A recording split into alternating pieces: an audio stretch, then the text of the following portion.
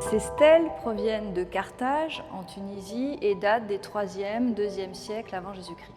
Ces stèles sont des ex-voto, c'est-à-dire des monuments offerts par des dédicants et des dédicantes à la déesse Tanit et au dieu Baal-Hamon, qui sont les divinités tutélaires de la cité de Carthage.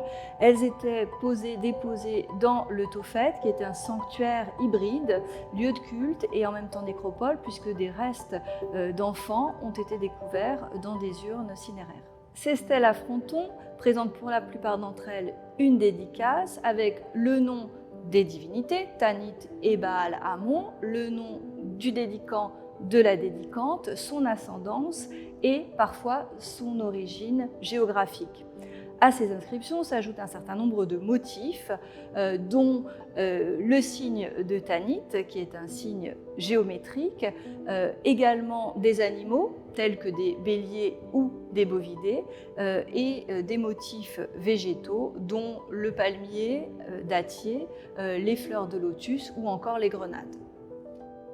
Le corpus de stèles du Louvre est composé de plus de 1420 stèles qui proviennent toutes de missions archéologiques de la fin du XIXe siècle, dont la mission principale est la mission d'Évariste Pricot de Sainte-Marie, qui en 1874-1876 récoltait ces stèles. Elles ont connu une histoire tumultueuse puisque en octobre 1876, le navire le Magenta sombre dans la rade de Toulon avec sa cargaison de stèles.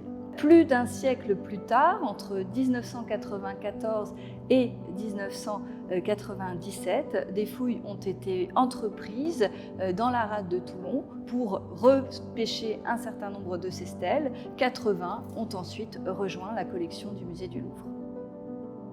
En 2016, la campagne de restauration de l'ensemble des stèles et des fragments a débuté avec le choix de la technique du microsablage. Toutes ces stèles en fait sont en calcaire métamorphique marbrié. Elles sont extrêmement denses, toutes de taille quand même relativement réduite. On peut les porter à la main même si elles sont lourdes.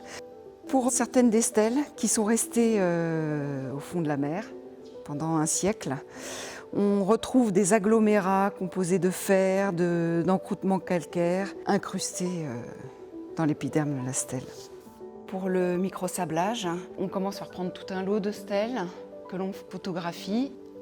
Le microsablage permet de nettoyer très en douceur. On prend un abrasif très très fin et à faible pression. Et ça nous permet vraiment d'aller dans tous les petits creux et notamment dans les altérations de la surface qui sont parfois remplies de restes de micro-organismes.